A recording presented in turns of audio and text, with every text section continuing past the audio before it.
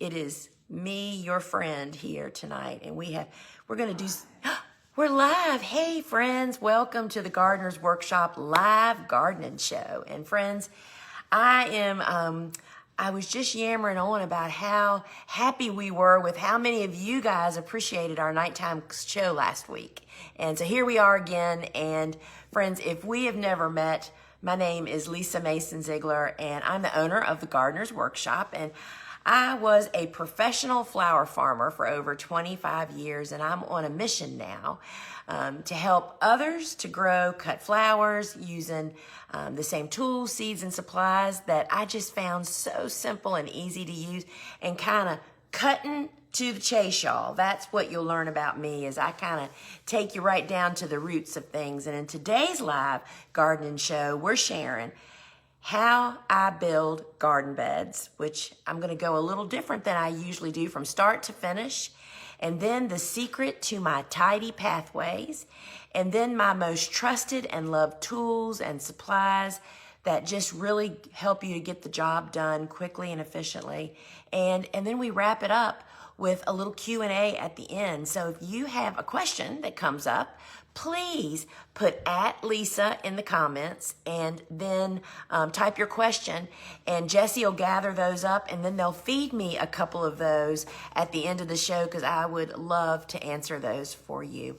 And so friends, before we jump into the show, just a little bit of housekeeping, and that always starts off with, first off, thank you for sharing about this show, because we know that's how we get so many new people here every week.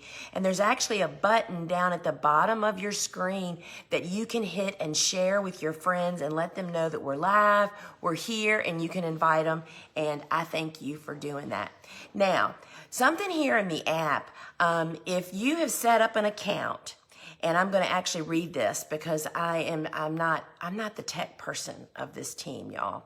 So if you included in your email and phone number here in the app, and you use Apple Hide My Email or Google Shielded Email to log into this app, that is not a valid email address, and we cannot use it to reach out to you about shipping your order and sending you tracking tickets. And y'all, I'm already getting warm in here.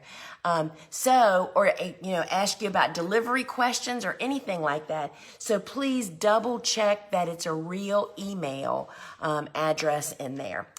So that's that. And so here inside the app, the standard product shipping is $11.95, and that is capped. And we do ship to all 50 of the United States, but unfortunately we do not offer international shipping. That's like on our bucket list, but that may never come here soon, y'all. We understand. And friends, if you're joining us here on social media, we are so glad that you found us, but what you need to know is that we also have a phone app. And the reason you want the phone app is it just totally changes your experience. Inside the app, you can do things like build a favorites list, you can watch replays of previous shows, but more importantly, you can participate in the commenting. There's always a live conversation going on in the commenting amongst our live viewers. And when you're on the inside, you get to do that. The app is free. You can just go to your phone's app store, search Gardener's Workshop. And we have two apps, the Learn app and the Shop app. And this show happens on the Shop app. Won't take but a few seconds to get it. So if you want to pop over there and get it, we'll wait for you right here, and we'll be here right when you come back. Now, when we're in the show, if the comments kind of block part of your view, you can swipe in the app left or right and let those comments go away so you can get full view of the show.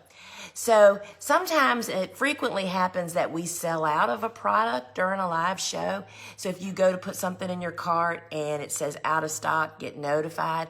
I would recommend you do that, because all that simply means is that you'll get a little notification on your phone, because frequently our big website store does not talk to our phone app store. So sometimes if something sells out, the team is actually grabbing more stock from over there and bringing it over here. And that way they'll let you know about that. And friends, if you're seeing folks post the sunflower emoji, which is right here. Those are folks identifying themselves as the TGW family, and we absolutely love that. Those are our students and our club members, people that are just part of our community in more of an intimate way, and we are just really proud when they shout out to the world that that's that they're a part of our family. So I want to talk to you today about planning and building garden beds. And, before I kind of go through the steps, I want to say, so why is it so important to build a bed, right? For me, it's twofold. One is the prep that we're going to go through, I'm going to go through the steps, is really fluffing up the soil. Think about roots being in soil. And for roots to thrive and just really grow and flourish, they have to be able to reach deep. Air and water need to be able to move throughout the soil as well as the billions of workers that are in the soil, right? And that's really what this whole process of prepping a bed is all about. And then also, as a result of this prepping, we're creating a little raised bed. Raised beds, in my opinion, are always beneficial. Raised beds give you options. That means if we get torrential downpours and rains and slight flooding, your plants and roots are up above that. Raised beds warm up faster. I mean, there's just a lot of great benefits. And so that's why those steps are so very, very important, because let me just say this, friends. The way your plants perform above ground is a direct reflection of what's going on below ground. Think about that for a minute. I would be willing to say that the lion's share of the problems that people reach out to me about with their gardens, they're standing on the problem, and it's the soil, and you need to move it to the head of the line. And so tonight I'm going to be sharing these garden prep, just simple steps that you can follow. And I really recommend starting small so that you can really conquer building a really great bed, having such success and seeing the difference, and then you will be fueled to do it to all your beds, right? So first up is to plan and make a layout of what you're gonna plant in your beds, right? And because I'm a believer in that, because I am a huge succession planter. What does that mean? That means that I don't plant my entire garden like as soon as spring's up. I don't go out there. I used to do that when I first started flower farming, plant the entire bed. Or not bed, either your bed or your entire garden space. Now we plant a portion of what's planting space I have available. I usually do it in thirds. And so by planning a little bit and thinking about, okay, I have this much space for the first planting, I have this much space for the second planting, and so forth. So get a plan and think about your succession planting. And if you're really confused on succession planting, both of my books, Vegetables Love Flowers and the Cut Flower Handbook, really go deep on helping you wrap your head around succession planting. So the second thing to do after you get an idea is you need to clean up the space that's there. And that means removing weeds and debris that is there. And I want to just remind everybody that just because you shovel and turn over some soil that has some weeds growing in it, that doesn't kill them, y'all. So you need to extinguish or remove whatever vegetation is growing there. Some people kind of cut, like you can remove sod where you cut the frame out and get up underneath of it and literally roll it up and relocate it to somewhere else, whether that's, your compost heap or whatever. But you need to clear the space that you're going to be working in, because if you just turn under what is growing there, as soon as like a month into the growing season, it is all going to come back with a vengeance, and you just don't want to go there. So however you decide to prepare this garden, whether you till or you use a shovel or a spade and a garden fork or a broad fork, those are the things that really are going to form and raise your bed. And I don't feel like it's really necessary to double dig.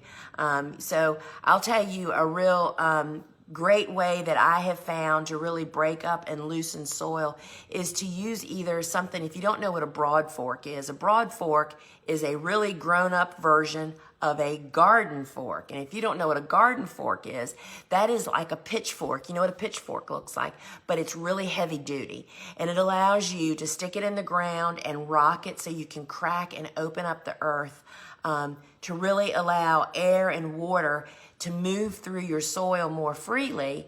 And when that can happen, you know what else happens, y'all? All the biology in your soil will really be able to move around and survive, literally, especially if you have clay soil. And so you're gonna mark what your bed outlay is going to be, right? I'm a believer in starting small. Small is powerful, y'all. If you're a home gardener, I'm talking about a 3 by 10 foot bed. That's the size of a picnic table. That's the size that some of our seed collections actually fit into, because a 3 by 10 cutting garden produces so many more flowers than you'll ever imagine. So you're going to mark your areas, and you are going to have enough compost to actually add probably 2 to 3 inches, and you're going to incorporate that into this cleared away spot. And what I recommend doing is really using that garden fork to get some deep crevices into the soil, then put your compost down and mix that into the top few inches. And I want to just caution you on working wet soil. So working your soil when it's wet destroys the integrity of your soil. And y'all, it takes decades to get it back. Because when you work wet soil, you create dirt clogs. And those dirt clogs in our mind, because I have done this, I've been guilty of doing it, right? When you make those dirt clogs, you think, oh, it'll break down, when it rains. That's not, especially if you have clay-based soil like we do. It just stays in this clump. So the way you learn is it too wet to work the soil, is just reach down and get a big handful of soil and kind of make like a snowball, like you're getting ready to throw a snowball. Hold your arm out and then just drop the clod. If it breaks apart and splinters like like a glass would if you dropped it, it's probably dry enough. But if it really sticks together, it's just too wet, friends. Wait. It is so worth waiting. Do not push the envelope on that. So we add in 2 to 3 inches of compost, and then we also add in dry organic fertilizer according to the package ingredients. Y'all, more is not better, right? And so always read what the package ingredients recommends in a general application. Like the fertilizer that we have says 3 pounds to 100 square feet, which is like a 10 by 10 size garden, right? And so the compost that you're going to need for this bed, and I'm counting on a 3 by 10 bed, y'all. What I frequently tell people, if you're getting ready to prepare a 3 by 10 bed, buy bags of compost. As long as it's finished, meaning it's cooked, and is that getting bags, which are about 2 to 3 inches thick, right? And you want a bag to cover your entire bed, right? So that'll give you an idea of probably how many bags you're going to need. It's not 3 to 4, y'all. It's more like 8 to 10.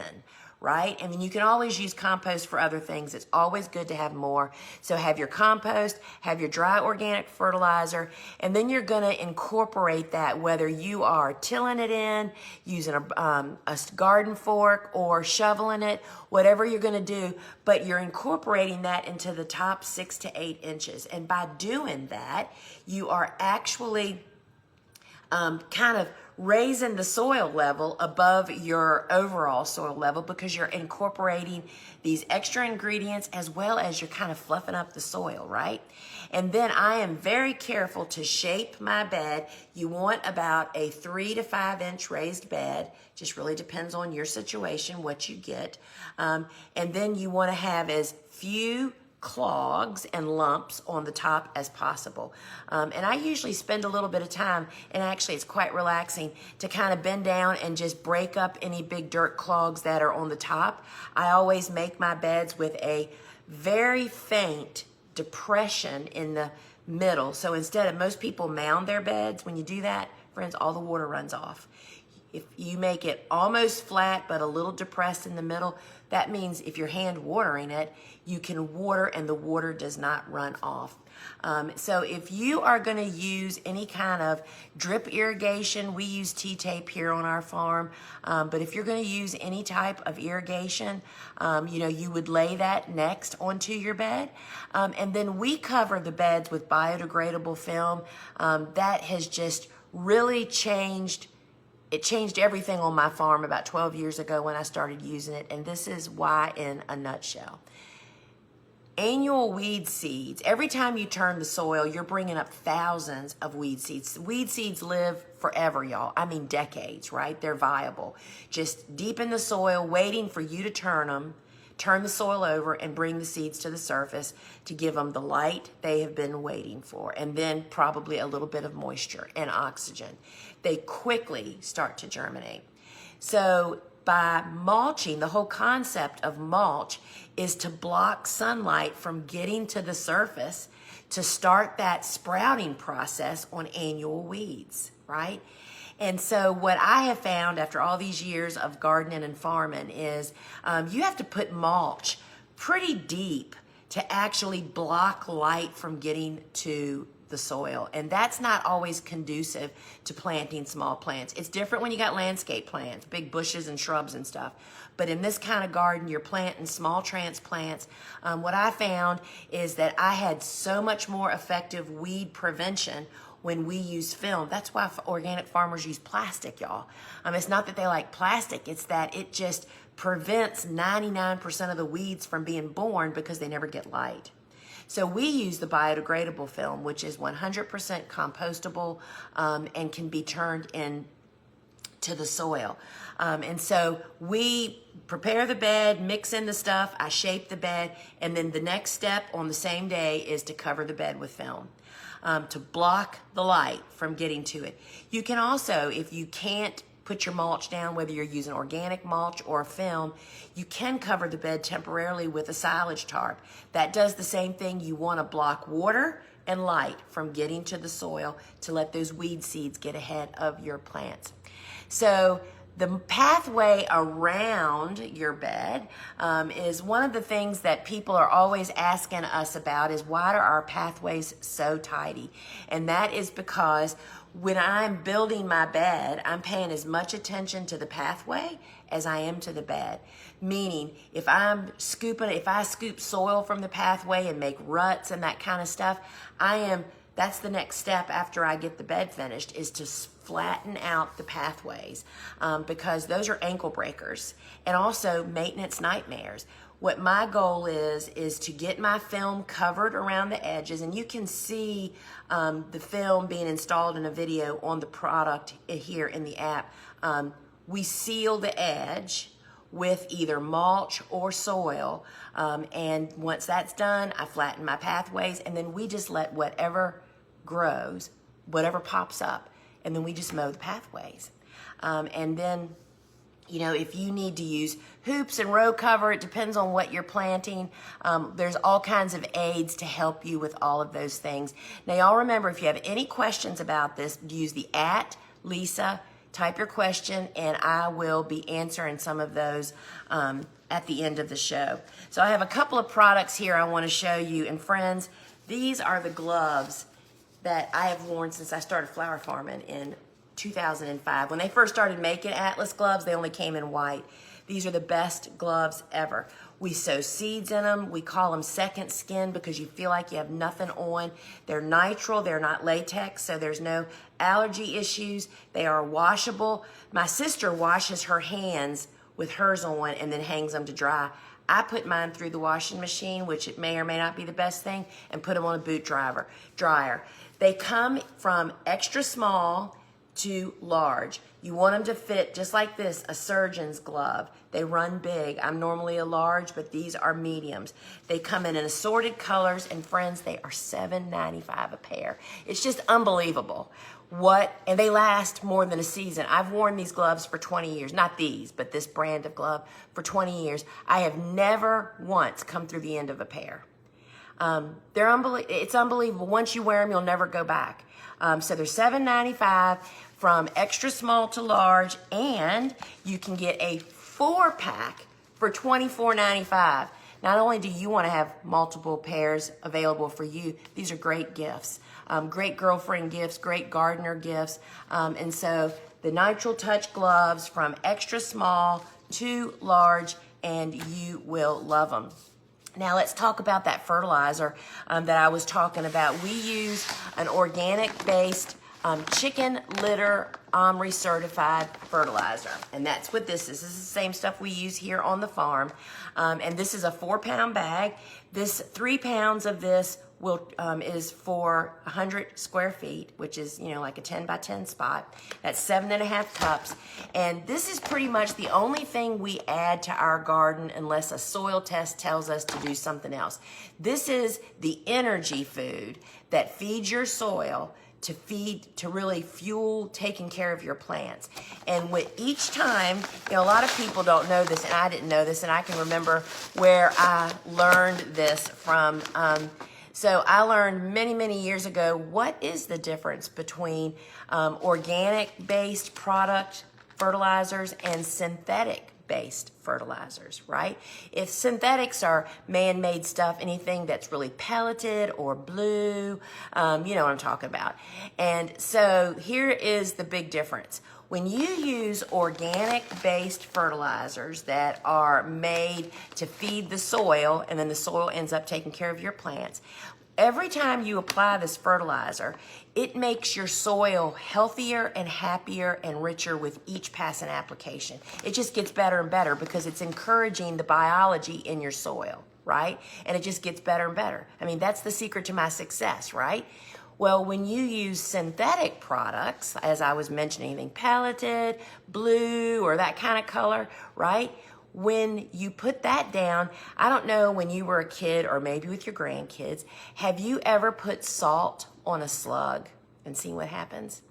That's kind of what happens from synthetic fertilizers when you put it into your soil and it hits those microbes. And if you want to learn more about that, there's a great book, Teaming with Microbes, that talks all about it.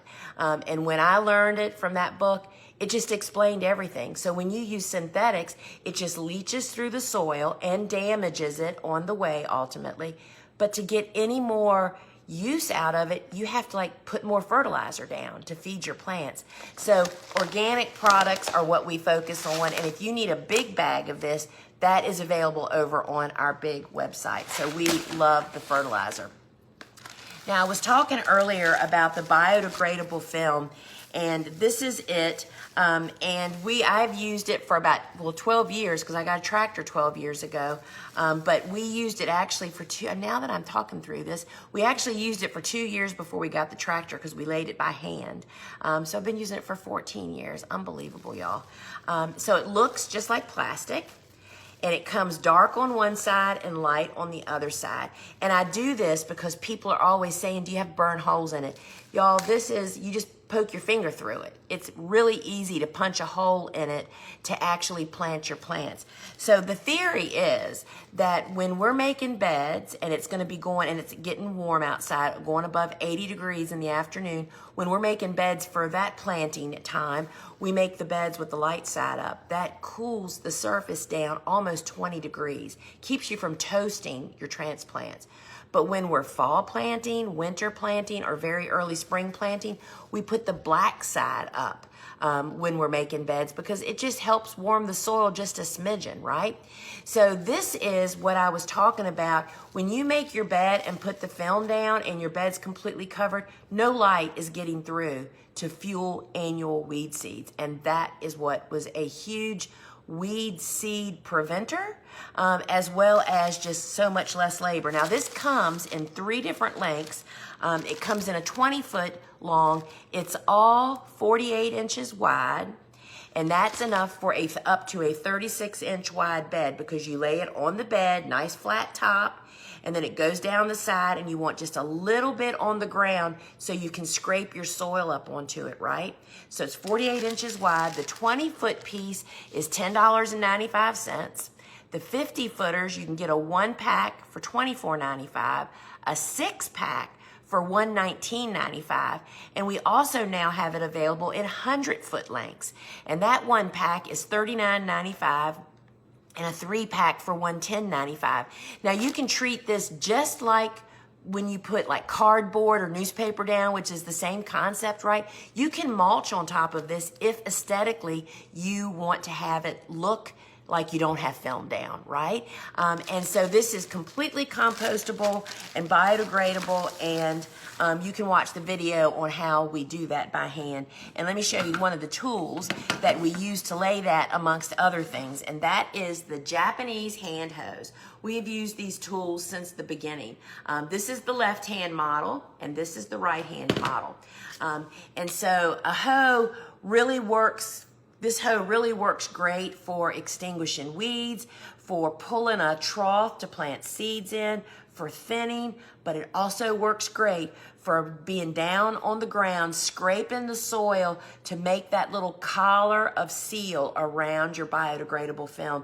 This is the tool that we do that with. And everybody on this farm carries one of these hand hose, like they're purses, y'all. We just don't go outside without them. They're an extension of your arm. There's just a lot of great things about them. And when you go to check out, it'll ask you, do you want a left or a right hand model? And this is probably, I would say, for hand tools, all-time favorite. We've sold it for over 20 years. And the hand hose are just great tools. And then we're always asked, what do you use to poke a hole in the biodegradable film? Well, we have named this tool the Bobo tool. If you don't know who Bobo is, Bobo has worked here on the farm for over 15 years, and she's the planter person. She plants everything. And this is the tool. It's a dandelion weeder, y'all, is what it is. And this is her favorite tool for poking all the holes in the biodegradable film to plant them. So this is called the Bobo hand tool. It's $8.95, and it's a great dandelion weeder and thistle weeder, any long-rooted taproot type of weed. You push this booger in the ground next to it and rock it, and you just pull the weed out. So that is the Bobo weeder. So those are kind of the tools of the trade that we use to make beds. And I mean, you can make little beds, or you can make big farmer size beds like we do. And I just hope that really helps you with all of that. And so in case you joined late, I'm going to be answering a couple of questions. If you want to submit one, and just type your comment in the comments, or your question in the comments, put @Lisa and whatever your question is, and we will gather those up. And so, friends, it's time for me to wrap this up tonight, you know. And I just want to remind everybody that over on our big website, thegardenersworkshop.com, we have so many free resources, y'all. We have videos, there's blogs, we have podcasts. We actually have 2 podcasts. I host the Field and Garden podcast, and then I co-host along with Lane Seed Talk, which is a really fun podcast. And remember, friends, this Friday, meet us back here for our noon show on Friday. And guess what it is this week? Where'd it go? Here it is. Does this give you... we're having a party, y'all. It's mine and Suzanne's birthday. Suzanne is my sister, y'all. I got her for my 4th birthday. And so join us this Friday for the birthday show. Sounds like we're going to be eating something yummy. And stick around for the Q&A that's going to start next. But if you're heading out, thanks so much for joining us. And let us know, do you like this evening show? Is that something that works out good for you? So let's look at some questions. Okay. In preparing the beds, do you use slow release fertilizer or just regular fertilizer? So this is the fertilizer that we use, which is available here in the app and over on our website. And I would say as a general description is that all dry organic fertilizer is kind of slow release. It's not fast working stuff like synthetic things. You just aren't as apt to burn plants and those kinds of things. So yes, I would say that it is a slow release. Okay, we have access to free wood chips in our area. Would this be safe for the pathways even if we do not know what kind of wood it's from, more than likely pine? Wood chips are a really great resource. But what you don't want to have happen is for the wood chips to actually get incorporated into the soil throughout whatever your methodology is for, pulling out the old plants and putting in new ones, because wood chips are kind of big chunks, and if they get incorporated into the soil, they really suck up a lot of nitrogen, because what happens is the soil then thinks, oh, here's a chunk of something I need to digest, and it starts getting focused on the chunks and kind of leaves your plants in the dirt and uses up all the nitrogen. So as mulch in a pathway, I think that would be okay. I'm not afraid of pine. I mean, we use thousands of bags of leaves in our garden as pathway mulch often, and so we're not afraid of using those types of things. I live on top of a hill with rocks and gritty soil, so I have raised beds for flowers and vegetables. Do you follow the same rules as making in-ground beds? My raised beds are 2 feet high. Yeah, and so funny enough, we have some demonstration beds here. They're actually 18 inches high. They're 16 feet long, 3 feet wide, and 18 inches high. And we can do the very same things. And actually last year we did a lot of demonstrations in one of those gardens, and we installed you do the same thing, put down some a couple inches of compost to enrich and revive your soil, and a little bit whatever fertilizer according to directions, and incorporate those, and then you can we put the biodegradable film down and then just tucked it next to the frame, and I am telling you, not only did it help retain moisture, but they don't have many weeds in those raised beds because they're only 3 years old. But boy, did we have a maintenance-free summer with that. So yes, follow those same rules.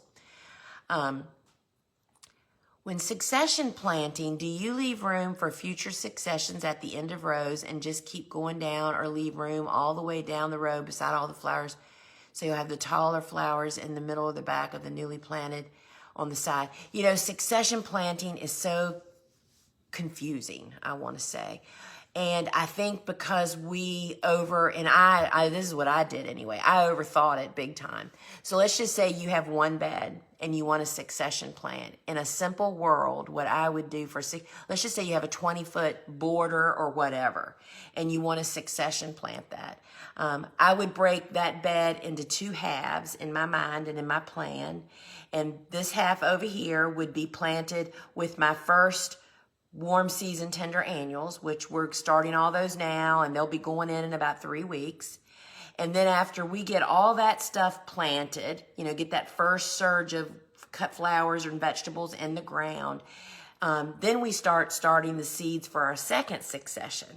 And that second half of that bed is where those are going to go.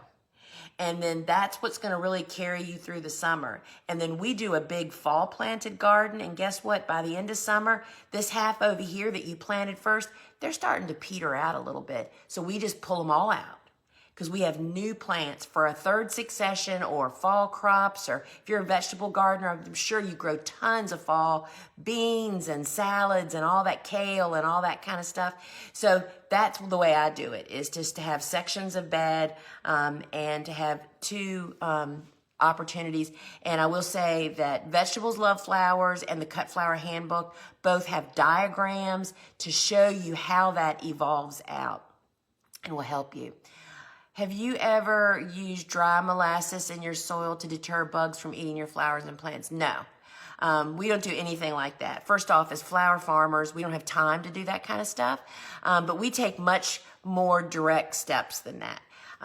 We don't use any pesticides, so we're not killing the natural predators that are in our garden. We grow organically, so our plants are really healthy, which makes them ward off pests and diseases, as well as we don't grow pest magnets for our area, which that's different for everybody, and just kind of restored the natural order of our garden. And it just avoids all of that kind of stuff that you're talking about. And I've never heard that. I've heard a lot of things about molasses, but I've never heard of dry molasses. So that's a new one. It's pretty interesting. But my book, Vegetables Love Flowers, really talks about my philosophy of how we don't use pesticides. And, you know, I was known in southeastern Virginia for the most pristine blooms grown outside in a garden. We have no hoop houses here. So there's a lot to be said for giving Mother Nature a hand instead of fussing with her, right? How often can you put fertilizer on your herbs? I think that all depends on, we don't really, herbs are a whole different cup of tea, right? We only grow a few herbs as filler for our bouquets, but they follow the same deal. We prep our beds as I outlined tonight, adding that organic fertilizer at every planting, and that is it, because we just take great steps to really make our soil healthy and happy. And that just really takes care of our plants. So other than that, I would look up for specific herbs and see what the recommendations are, but that's how we would handle it. How do you handle bugs like thrips?